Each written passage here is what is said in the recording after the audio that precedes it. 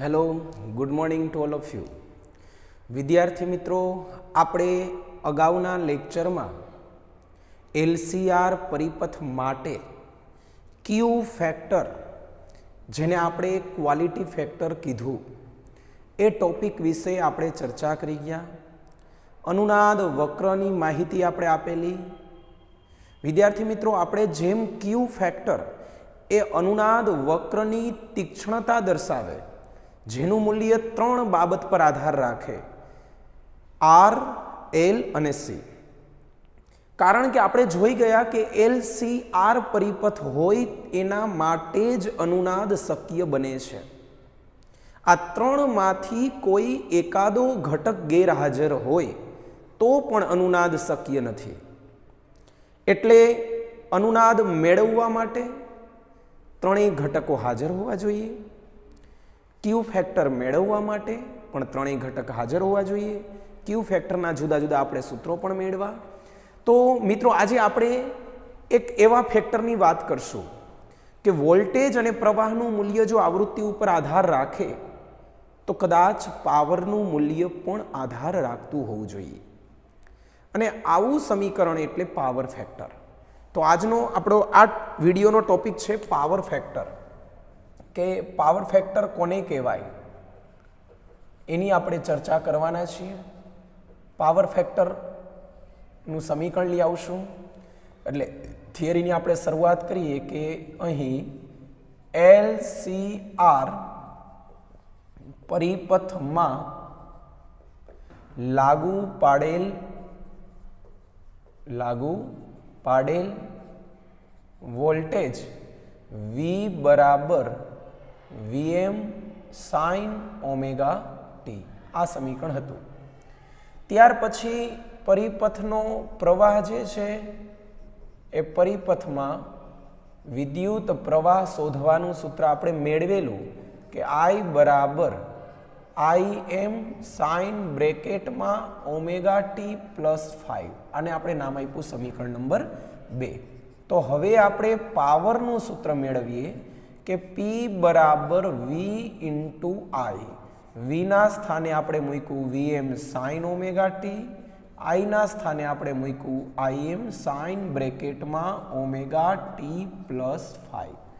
હવે Vm into Im ને બાજુમાં રાખીએ, sin omega t plus 5 into sin omega t. આ સ્ટેપને પહેલાં લખ્યું અને પછી લખ્યું. અહીંયા સુધી જે પાવર મળે એ તત્કાલીન પાવર કહેવાય. હવે આપણે સરેરાશ પાવર મેળવવા જઈશું. તો average P is equal to Vm into Im. સમીકરણ બનાવવા માટે 2 વડે ગુણ્યા અને 2 વડે ભાંગ્યા, એટલે 2 sin બ્રેકેટમાં omega t plus 5 into sin omega t. 2 sin હોય વિદ્યાર્થી મિત્રો, તો મેથ્સનું એક સૂત્ર આવે છે જે તમારા અહીં બાજુમાં લખી દઉં છું હું, કે 2 sin alpha sin beta is equal to cos બ્રેકેટમાં આલ્ફા માઇનસ બીટા. આ સૂત્રનો ઉપયોગ તમારે કરવાનો છે અહીંયા. તો 2 sin alpha sin beta it means cos બ્રેકેટમાં આલ્ફા માઇનસ બીટા. તો આવું સમીકરણ વિદ્યાર્થી મિત્રો મળ્યું. ઓમેગા ટી કેન્સલ થઈ જાય તો Vm into Im by 2 cos 5. આ તમને મળ્યો સરેરાશ પાવર. હજી આનું સાદુરૂપ આપણે આપીએ તો કે average P is equal to Vm by √2 into Im by √2 cos 5. Vm by √2 ના સ્થાને આપણે Vrms મૂકી શકીએ, આના સ્થાને આપણે Irms મૂકી શકીએ, ઇન્ટુ કોસ 5. આ સરેરાશ પાવર શોધવાનું સૂત્ર LCR પરિપથ માટે મળેલું. અગાઉના ટોપિકમાં પણ આવા સરેરાશ પાવરના સૂત્ર આપણે મેળવ્યા છે. એના જેવું જ છે. ફરક માત્ર એટલો છે કે અહીંયા આવતું વિધેય જે છે એ અચળ વિધેય છે. આ વિધેયની સાથે ક્યાંય ટી આવતું નથી. આથી આ જે વિધેય છે cos phi એ સમય ઉપર આધાર રાખતો નથી, પણ phi ઉપર આધાર રાખે છે. માટે આ cos phi જે છે એને આપણે હવેથી પાવર ફેક્ટર કહેશું. તો વિદ્યાર્થી મિત્રો, cos phi એટલે પાવર ફેક્ટર કહેવાય. આને પાવર ફેક્ટર એટલા માટે કહેવામાં આવે છે કે આ સરેરાશ પાવરના સૂત્રમાં બદલાઈ શકવાની સંભાવના માત્ર આ એક જ વિધેય છે. જો ફાઈનું મૂલ્ય બદલાય તો પાવર પણ બદલાય. એટલે આના ઉપરથી આપણે જુદા જુદા ખાસ કિસ્સાની ચર્ચા કરશું. એટલે હવે આગળ લખીએ વર્ણનમાં કે ખાસ કિસ્સા એટલે કે જ્યારે પરિપથમાં માત્ર આર હોય. તો તમને ખબર છે કે પરિપથમાં માત્ર આર હોય તો વોલ્ટેજ અને પ્રવાહ વચ્ચેનો કડા તફાવત 0 થાય. એટલે કે ફાઈ ઇઝ ઇક્વલ ટુ 0 અહીંયા મૂકીએ તો average P is equal to V RMS I RMS cos 0 ની કિંમત 1 થાય. એટલે V RMS into I RMS. I આરએમએસની જગ્યાએ વી આરએમએસ અપન આરઆઈ કહેવાય અને VRMS ની જગ્યાએ આઈઆરએમએસ ઇન્ટુ આરઆઈ કહી શકાય. તો આ સમીકરણ i square RMS into RI કહેવાય. આઈ મેક્સિમમનો સ્ક્વેર ઇન્ટુ આર બાય 2 પણ કહેવાય અને પી મેક્સિમમ બાય 2 પણ કહેવાય. જે આપણે અગાઉ પણ મેળવી ચૂક્યા છે મિત્રો કે માત્ર આર માટે સરેરાશ પાવરનું સૂત્ર એ જ આવ્યું. એટલે કે હવેથી તમારે LCR પરિપથ માટે આ એક સૂત્ર યાદ રાખો એટલે બાકીના બધા જ સૂત્ર મળતા જાય. આ આર માટે આપણે સમજાવ્યું. હવે બીજો કેસ લઈએ કે માત્ર L અથવા માત્ર C, બે કેસ આપણે હારે લખીએ તો બંને માટે ખબર છે આપણને ફાઈનું મૂલ્ય π/2 થાય અને સરેરાશ પાવરના સૂત્રમાં જ્યાં ફાઈ છે અહીંયા આપણે π/2 લઈએ તો cos π/2 ની કિંમત 0 થાય. તો માત્ર L કે માત્ર C માટે સરેરાશ પાવર મળી શકે નહીં. એટલે કે પાવર વ્યય શૂન્ય બને, પણ માત્ર R હોય તો પાવર વ્યય મહત્તમનો અડધો બને, 50% બને. પણ હવે ત્રીજો કેસ આપણે લઈએ મિત્રો કે L, C અને R ત્રણેય શ્રેણીમાં હોય એવા પરિપથ માટે તો એના માટે તમારે ફાઈ શોધવું પડશે. કઈ રીતે મિત્રો? તો આપણે એક આકૃતિ બનાવેલી કે LCR પરિપથ માટે ફાઈ શોધવા માટેની. એમાં આ R હતો, આ XC માઇનસ XL હતો, આ મોડ Z હતો. આ આકૃતિ ઉપરથી cos phi બરાબર પાસેની બાજુના છેદમાં કર્ણ R બાય મોડ Z થાય. અને હવે સરેરાશ પાવરનું સૂત્ર બનશે VRMS into IRMS cos phi એટલે R અપન મોડ Z. તો આ પાવર ફેક્ટર શોધવાનું સૂત્ર છે મિત્રો. કોઈ પૂછે કે માત્ર R હોય ત્યારે પાવર ફેક્ટર શું હોય?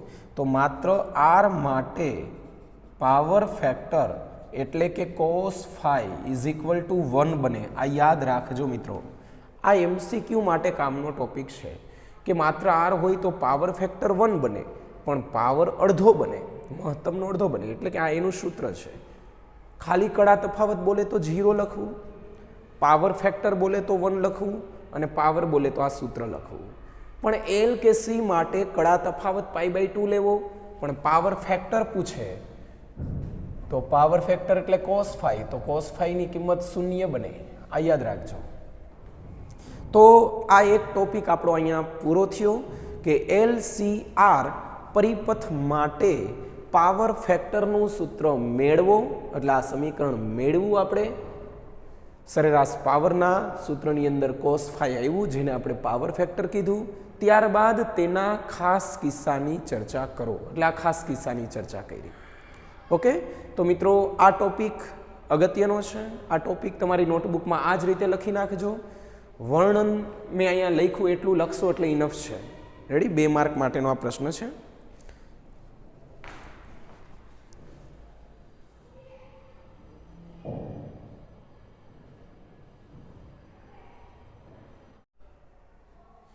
હવે વિદ્યાર્થી મિત્રો, આપણે જે ટોપિકની વાત કરશું એ ટોપિક એલસી દોલન છે. ટોપિકનું નામ એલસી દોલન માટેનું વિકલ સમીકરણ મેળવો. એલસી દોલન માટે વિકલ સમીકરણ મેળવો, આવો તમારો પ્રશ્ન છે. એલસી દોલન માટે એટલે સૌથી પહેલાં આપણે એવો પરિપથ બનાવશું કે જેમાં માત્ર ઇન્ડક્ટર અને કેપેસિટર હોય, અવરોધ હોય જ નહીં. આવો પરિપથ તો આદર્શ કહેવાય, કારણ કે કોઈ પણ વાહક હોય એને અવરોધ આર તો હોવાનો જ છે. પણ આપણે આદર્શ પરિસ્થિતિ વિચારીને ચાલશું, એટલે કે અવરોધ વગરનો પરિપથ છે જેમાં આર બરાબર 0, આર છે જ નહીં, સપ્લાય પણ નથી, વોલ્ટેજ પણ નથી આપવાનો, માત્ર એલસી પરિપથ, એલસી દોલન પરિપથ. એટલે કે આમાં કોઈક ભૌતિક રાશિના દોલનની ચર્ચા કરશું. ખબર કેમ પડે કે આમાં કોના દોલન થાય છે? તો કે જો ગાણિતિક સમીકરણ આપણા 11મા ધોરણના દોલનના સમીકરણ સાથે મેચ થાય તો કહેશું કે ભાઈ આના દોલન થાય છે, પ્રવાહના દોલન થાય છે કે વિદ્યુત ભારના, એ આપણને ગાણિતિક સમીકરણ પરથી ખ્યાલ પડે. તો મિત્રો, એલ અને સી બે જ ઘટક હોય એવા પરિપથની આમાં ચર્ચા કરશું.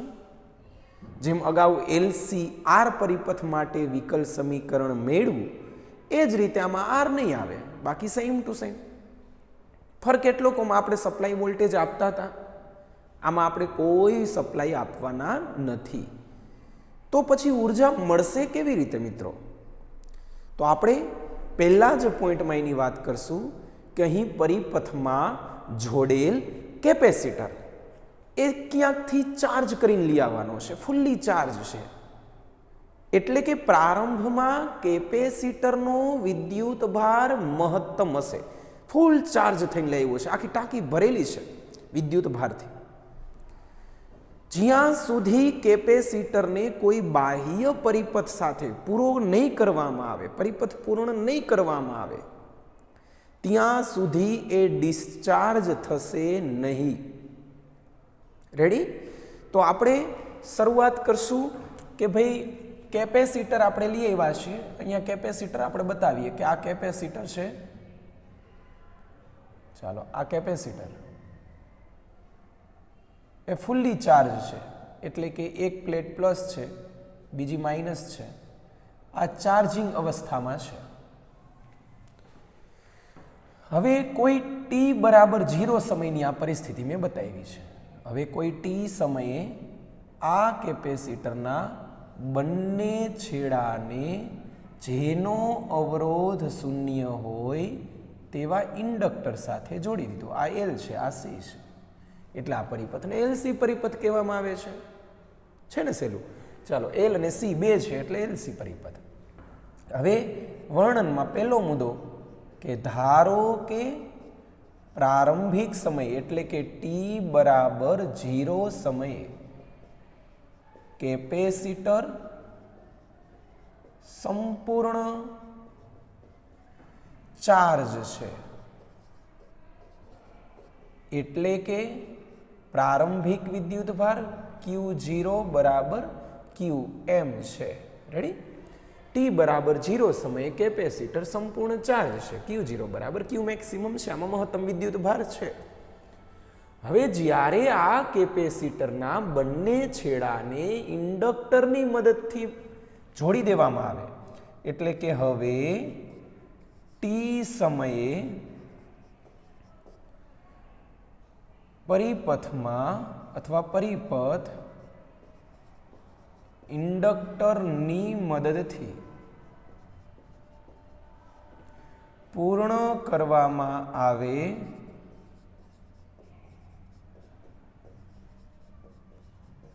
ત્યારે કેપેસિટર ડિસ્ચાર્જ થશે, જ્યારે ઇન્ડક્ટર માં પ્રવાહ દાખલ થશે, એટલે અહીંયાથી પ્રવાહ નીકળે છે, પ્રવાહ આમાં દાખલ થાય છે, માટે આ છેડો જે છે એ પ્લસ બનશે, અહીંયાથી પ્રવાહ બહાર નીકળશે એટલે આ માઇનસ બનશે. ઇન્ડક્ટરમાં જે તરફથી પ્રવાહ દાખલ થાય એ છેડો ધન લેવો, આ યાદ રાખવાનું. એટલે જ્યારે ઇન્ડક્ટર ચાર્જ થશે, ઓકે. હવે કિર્ચોફના નિયમ મુજબ,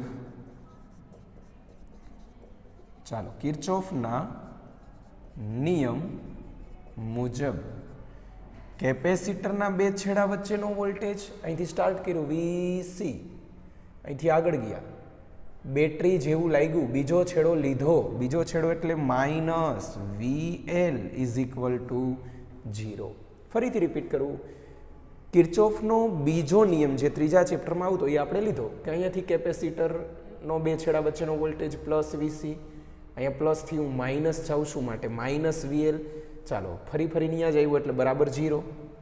VCનું સૂત્ર મૂક્યું Q/C, VLનું સૂત્ર મૂક્યું -L into DI/dt is equal two 0. L વડે ભાંગી નાખો તો Q/LC minus DI/dt is equal two 0.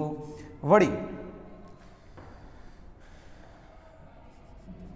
કે ભાઈ સમય I બરાબર પ્રવાહ I બરાબર dQ/dt થાય, પણ કેપેસિટરનો વિદ્યુત ભાર સમયની સાથે તો ઘટતો જાય, એટલે અહીંયા માઇનસ નિશાની Qમાં ઘટાડો દર્શાવે છે, આવું આપણે લખી નાખવાનું.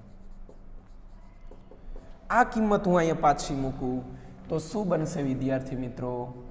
Q/LC માઇનસ માઇનસ પ્લસ થઈ જશે, plus d²Q/dt² is equal two 0. વ્યવસ્થિત લખીએ તો d²Q/dt²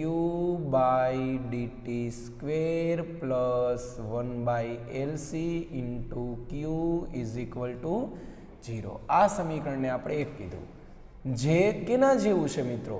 તો કે આ તો દોલનના વિકલ સમીકરણ જેવું છે.